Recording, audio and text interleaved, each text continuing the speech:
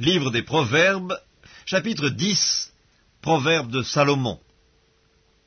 Un fils sage fait la joie d'un père, et un fils insensé le chagrin de sa mère. Les trésors de la méchanceté ne profitent pas, mais la justice délivre de la mort. L'Éternel ne laisse pas le juste souffrir de la faim, mais il repousse l'avidité des méchants. Celui qui agit d'une main lâche s'appauvrit, mais la main des diligents enrichit.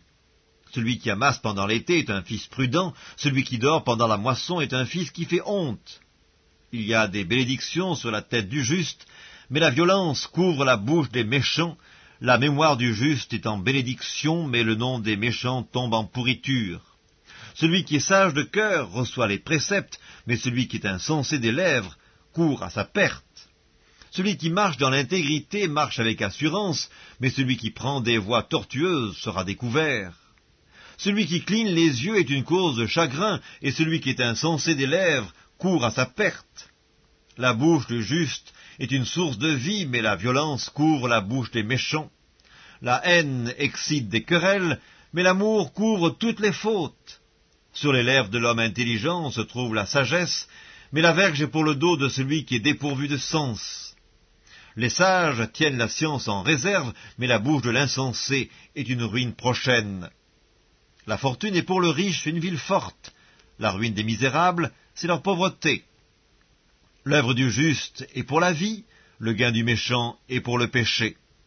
Celui qui se souvient de la correction prend le chemin de la vie, mais celui qui oublie la réprimande s'égare. Celui qui dissimule la haine a des lèvres menteuses, et celui qui répand la calomnie est un insensé. Celui qui parle beaucoup ne manque pas de péché, mais celui qui retient ses lèvres est un homme prudent. La langue du juste est un argent de choix, le cœur des méchants est peu de chose. Les lèvres du juste dirigent beaucoup d'hommes, et les insensés meurent par défaut de raison. C'est la bénédiction de l'Éternel qui enrichit, et il ne la fait suivre d'aucun chagrin. Commettre le crime paraît un jeu à l'insensé, mais la sagesse appartient à l'homme intelligent. Ce que redoute le méchant, c'est ce qui lui arrive, et ce que désirent les justes leur est accordé. Comme passe le tourbillon, ainsi disparaît le méchant, mais le juste a des fondements éternels. Ce que le vinaigre est aux dents et la fumée aux yeux, tel est le paresseux pour celui qui l'envoie. La crainte de l'Éternel augmente les jours, mais les années des méchants sont abrégées. L'attente des justes n'est que joie, mais l'espérance des méchants périra. La voie de l'Éternel est un rempart pour l'intégrité, mais elle est une ruine pour ceux qui font le mal. Le juste ne chancellera jamais, mais les méchants n'habiteront pas le pays. La bouche du juste produit la sagesse, mais la langue perverse sera retranchée. Les lèvres du juste connaissent la grâce, et la bouche des méchants la perversité.